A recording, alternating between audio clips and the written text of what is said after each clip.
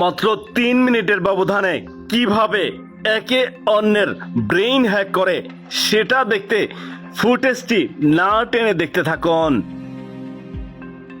সুপ্রিয় বন্ধুরা, এই মুহূর্তে আমরা কোন এক পথচারীকে দেখতে পাচ্ছি। সে কিন্তু মোবাইল ফোনে কথা বলতে বলতে সামনের দিকে অগ্রসর হচ্ছে, কিন্তু পেছন পেছন দুইজন পথচারীকে রহস্যজনক ভাবে ডাকাডাকি করতে দেখা যাচ্ছে। হঠাৎ পাশ কেটে এসে সেই পথচারীর সামনে এসে সখ্যতা করার চেষ্টা করে।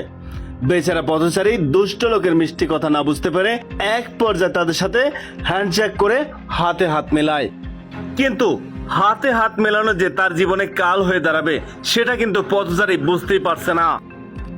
যাক বন্ধুরা, আমরা দেখবো এই মুহূর্তে কিভাবে ব্রেইন হ্যাক করে সেটা দেখার জন্য ফুটেজটি না টেনে দেখতে থাকুন। বন্ধুরা, সখ্যতার মূল মন্ত্র যে মিষ্টি কথা তা কিন্তু নয়।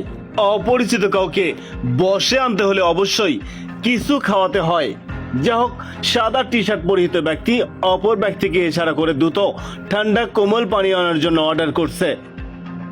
বন্ধুরা, ঠিক মনে নেই কোথায় যেন একটা নাটক দেখেছিলাম।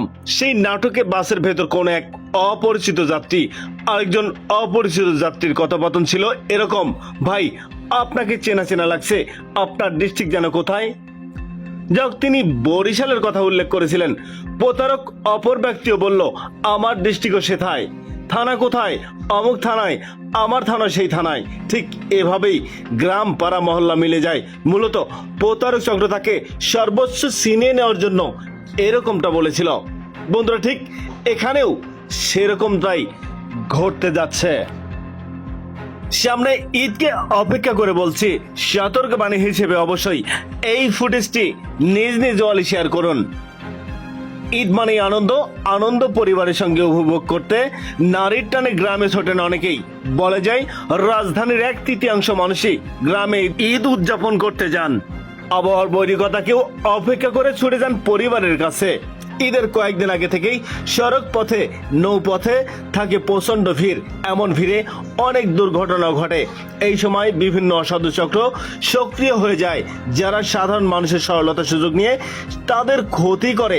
তাই বাড়ি ফেরার সময় সাবধান থাকা প্রয়োজন। সম্প্রতি সোশ্যাল মিডিয়ার মাধ্যমে বেশ সরব হয়ে উঠেছে একটি চক্রের অসাধু কার্যকলাপের কথা। জানা যায় একটা কেমিক্যালের ব্যবহার তথা প্রযুক্তির কল্যাণে কিছু অসৎ মানুষের হাতে পড়েছে। এই কেমিক্যালের নাম অনেকেই জানেন, তাই নতুন করে বলতে চাই না। এটা দিয়ে সাধারণত 3.5 ফিট দূর থেকেও বাতাসের মাধ্যমে মানুষকে আসক্ত করতে পারে, যা মানুষের নাকের মাধ্যমে শরীরে প্রবেশ করে। এর ফলে মানুষের মস্তিষ্কের primary initial step of thinking অর্থাৎ মানুষের চিন্তা করার ক্ষমতা নষ্ট করে দিতে পারে। এমনকি মানুষ তাৎক্ষণিকভাবে সামনে থাকা মানুষের নাচের পুতুল হয়ে যায়। তখন যা কমান্ড দেওয়া হবে আক্রান্ত ব্যক্তি তাই করবে। এমন ভয়ঙ্কর অনেকেই পরিস্থিতির সম্মুখীন হতে পারেন সাধারণ মানুষ। অপরিচিত করে থেকে কিছু খাওয়া যাবে না, যত ভালো মানুষই হোক না কেন। অন্যদের সঙ্গে ঘনিষ্ঠতা বাড়ানো যাবে না। নিজের কোনো খাবার শেয়ার করবেন না, অন্যের খাবারও খাবেন না। বাড়ি থেকে বের হওয়ার সময় পরিবারের সবাই মাস্ক পরে নিন। যাত্রাপথে সবসময় মাস্ক পরেই থাকুন। আপনার চোখের সামনে অপরিচিত কোনো লোকের হাত আনতে দিবেন না। হাতটা আপাত দৃষ্টিতে খালি মনে হলেও তা থেকে সতর্ক থাকবেন। অপরিচিত কোনো লোক আপনার ঠিকানা জানার জন্য কাগজে হাতে হাত দিতে চাইলে তা এড়িয়ে যাবেন। কাউকে নিজের ঠিকানা বা ব্যক্তিগত কথাও শেয়ার করবেন না।